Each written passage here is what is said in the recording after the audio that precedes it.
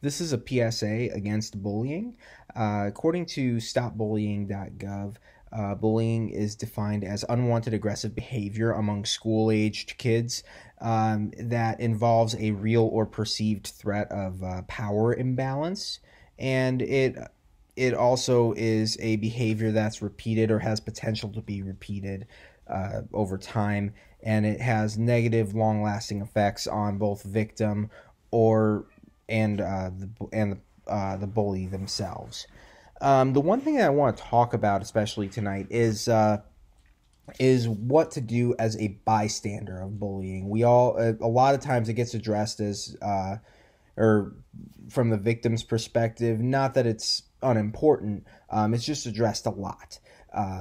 Many people kind of know the signs to look for in a bullying victim, and many people understand and know what signs to look for a bully. But what happens when you see this bullying situation playing out, a lot of times people tend to freeze up and don't really know what to do, and they don't feel comfortable intervening in the situation. And if you do feel comfortable intervening, one of the best ways to go about stopping the act in its tracks is going up and basically just kind of questioning the behavior, just simply going up and saying to the bully, "Hey, what are you doing, and why are you doing this?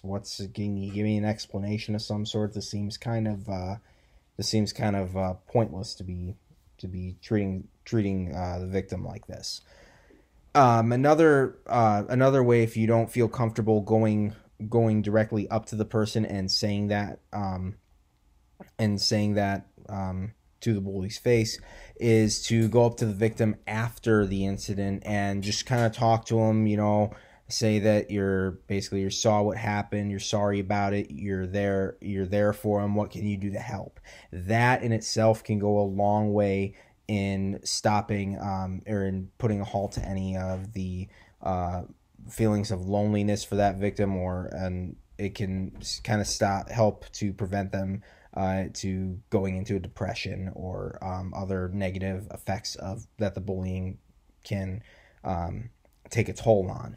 Another great way to stop bullying is get staff involved, teachers, administrators. Students can do this anonymously, and the majority, or I believe every school district, has a set guideline on how to go about investigating an incident of bullying.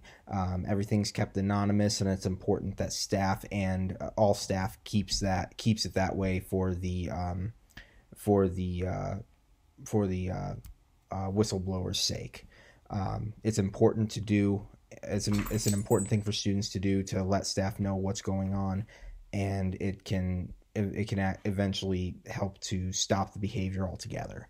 Another great way to go about stopping bullying, and I never thought of this one until I read through stopbullying.org or .gov, excuse me, is there's safety in numbers. So if you do see a victim being bullied, basically just just taking the time out to walk with them to their next class or walk with them to the lunchroom. Just having maybe, and it doesn't have to be like a huge group of people. It can just be 2 or 3 people walking the victim to their next class or wherever they're going. That in itself can reduce the chances of the bully trying to take advantage of the situation, and just basically stops him from being able to be mean to the kid, or to the student, excuse me. So that's kind of my PSA. As a bystander, it is our duty to help stand up for other people and not allow this type of behavior to go on. There are ways to do it, and if you have more questions on it, please feel free to ask, or check out stopbullying.gov. That's stopbullying.gov, and that is an amazing resource and has a lot of great information to help. So thank you so much for listening, and I hope you have a great day.